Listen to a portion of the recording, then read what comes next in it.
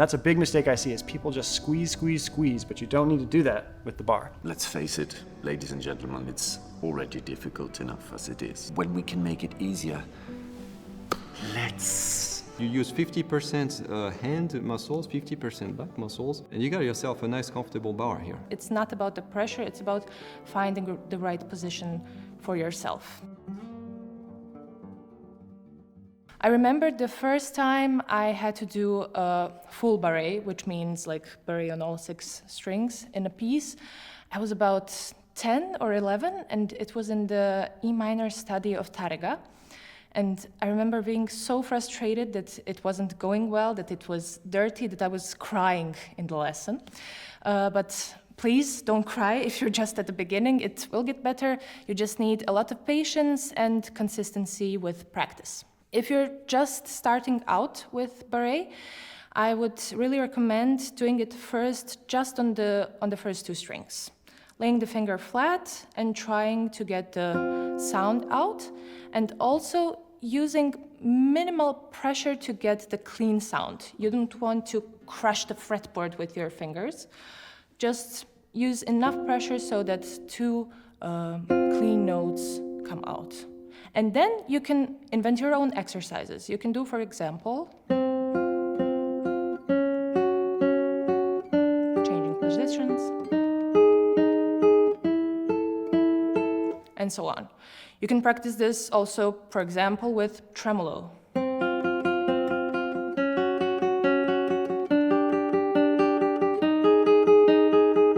So on. So get creative, make your own exercises. There's a lot you can do. So the next step would be to do exactly the same thing, pressing just the first 2 strings, but bending your finger like this. So you're pressing with this part, and then this here is bent. It's an important position to learn because, for example, a lot of the times we need to play the A major chord like this in a piece. So the same thing, just with the bent first finger.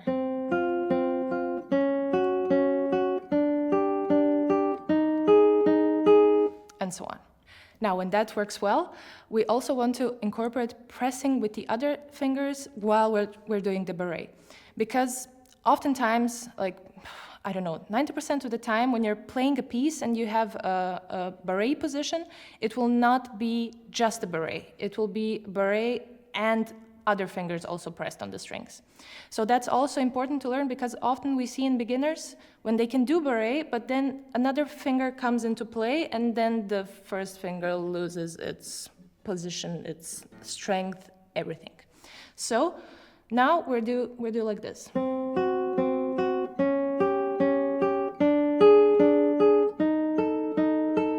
Then we change. Then we put the second finger on the second string.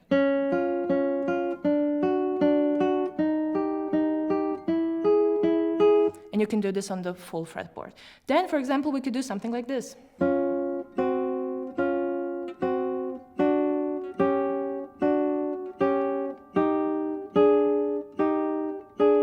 It doesn't matter what you do, you don't have to do this. You can, as I said, invent your own exercises. Then we go to 3 strings.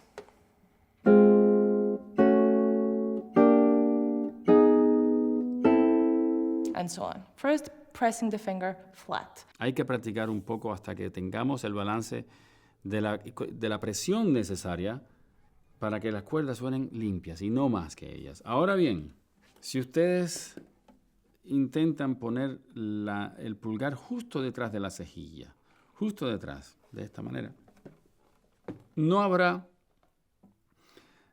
mucha posibilidad de que suene limpio.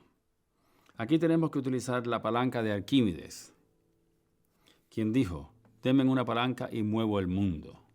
Si yo intento doblar o romper este lápiz y lo intento hacer así, romperlo de esta manera, necesitaría mucha fuerza y el lápiz ofrece resistencia. Sin embargo, si lo hago así, no lo haré, pero si lo hago aquí, podría fácilmente romperlo. Si lo hago así, también.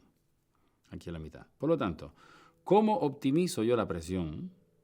¿De este modo o de este modo? Las barras no se ejecutan así.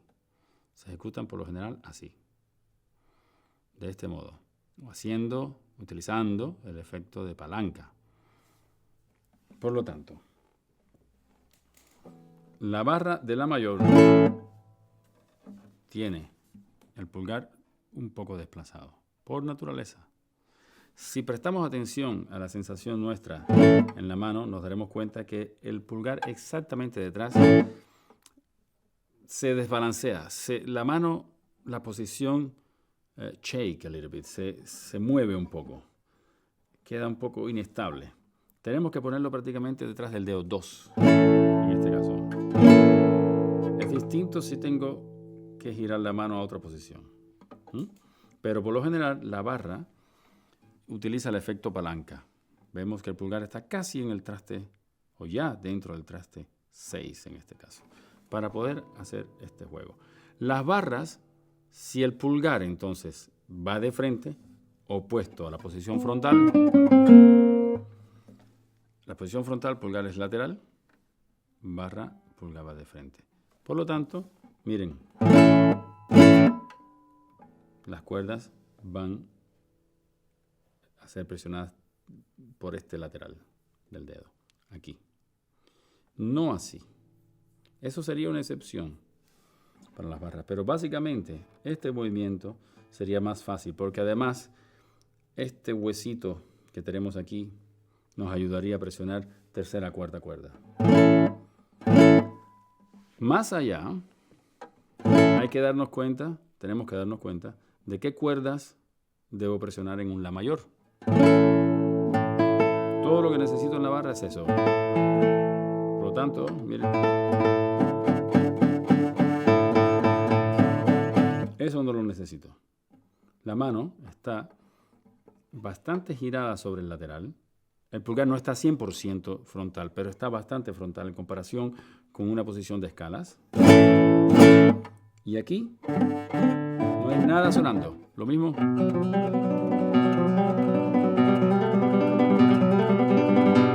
No necesito la barra. En este acorde no hay nada más. Aquí sí. Hay un La, sí, y se fue.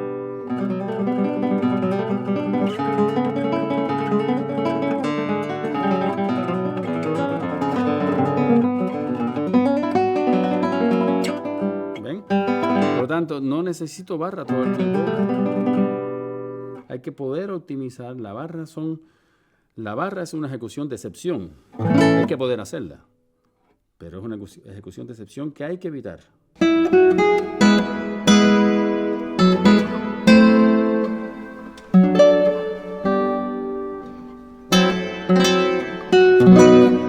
Okay, let's talk about chord changes, because I know many of you are struggling with this.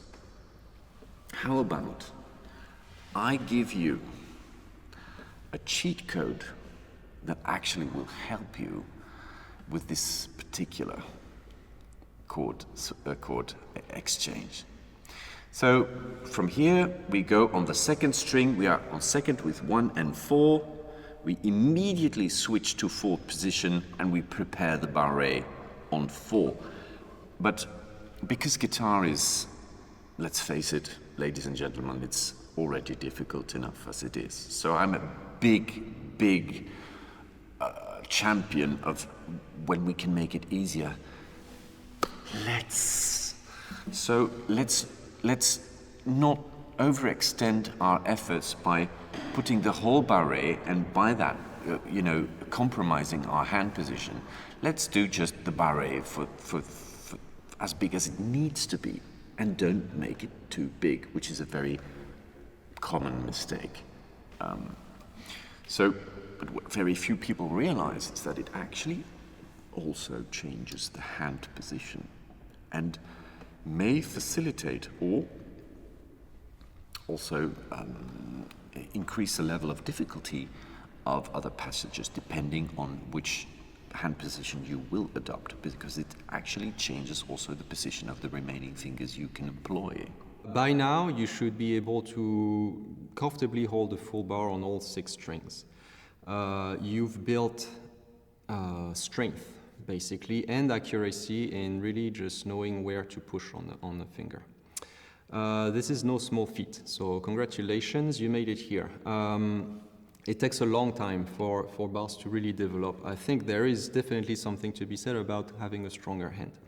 But now we're going to look at another way to approach a bar, which is going to be trying very, very hard to not press as much. You can use a lot of different ways to place your fingers, to use a bar in the goal of really not getting tired with your left hand, which is really ideal. You don't want to get too tired. There is an exercise that was given to me by my teacher Alberto Ponce back in Paris, which when he showed it to me, I thought it was torture, honestly. I was like, who can actually do this? Nobody can do this. It's just a simple major scale, but with a bar. So you just play it basically sol, la, si, do, like a normal scale that we always do this way, but with a bar. And then instead of just keeping it this way, you go all the way down until you're here. And you go back all the way up.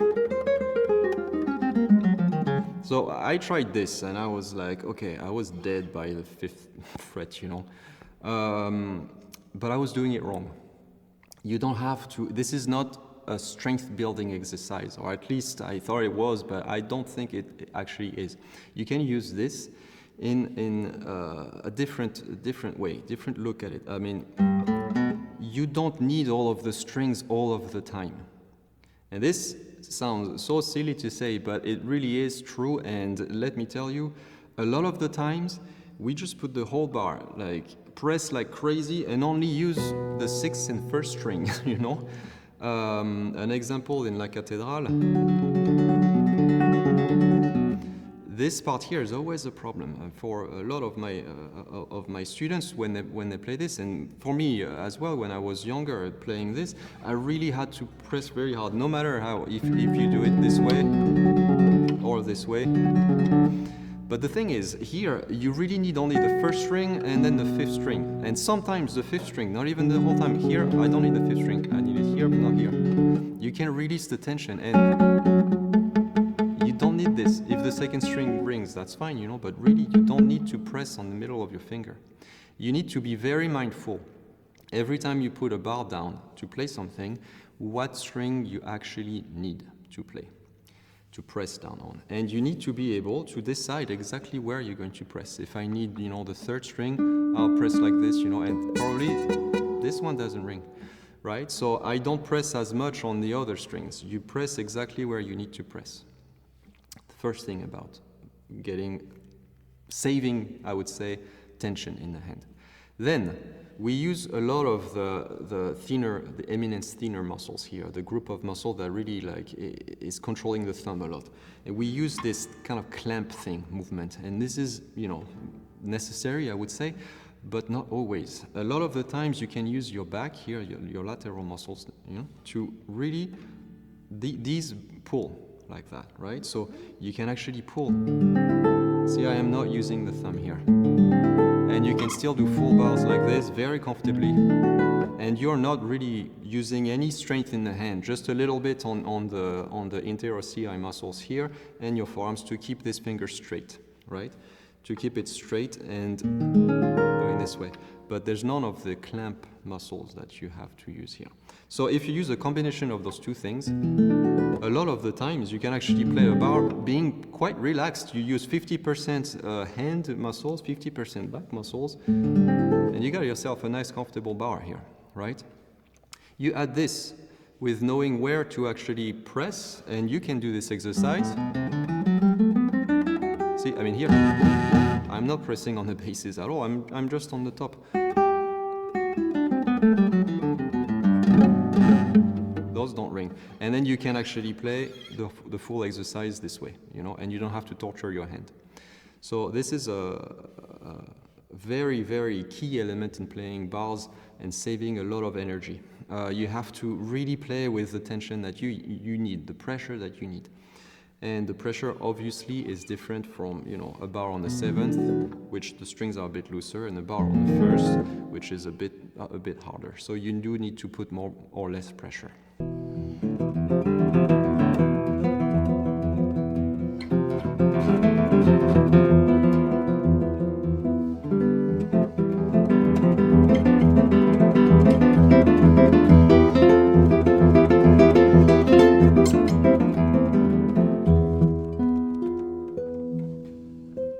Today's topic is not just a normal large or small bar. Today we're going to talk about the different type of bar, mostly unconventional bars, such as all fingers bars, cross fret, hinge bar, and stuff like this. And I started with a short excerpt from Cadenza of Manuel Ponce Concerto del Sur, which is a very nice, very good example of using all fingers bars, because we have a parallel fourth here. Instead of playing this way, Segovia recommended in his edition, so we can use this device. If we talk about the hinge bar, this kind of bar, when we have to hold two notes not on the same fret but on different frets, there are a lot of examples from the standard repertory where we can use it. For instance, we can take the beginning of the middle section of Grand Overture by Giuliani, and the music goes like this.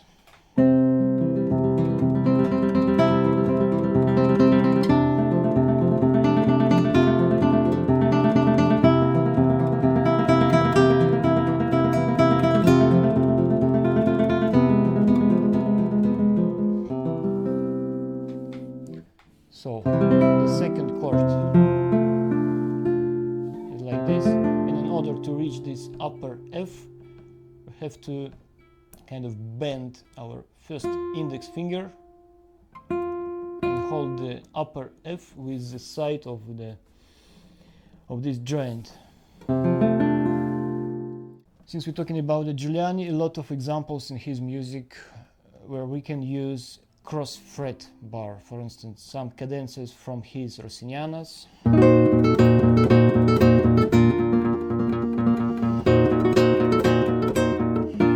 And so on. Another example is a concert study by Pujol called El Abejorro.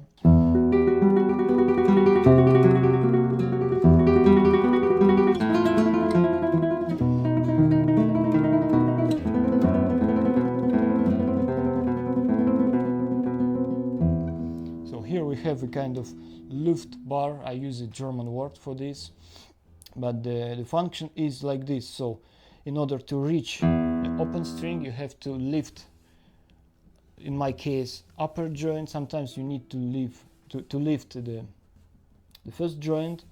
So because we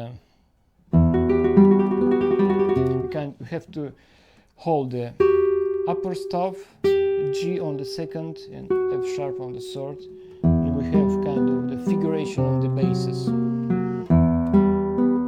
So Pujol himself suggested to play this way. It's not really comfortable, but in this case the Luft bar works perfectly.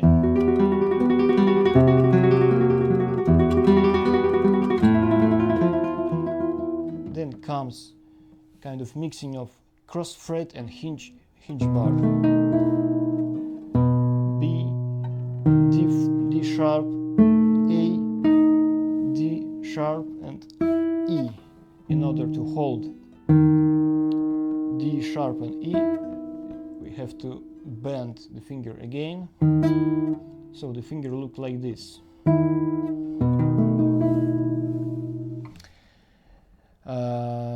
And so on. Lots of examples in the classical guitar repertory and modern, in the standard.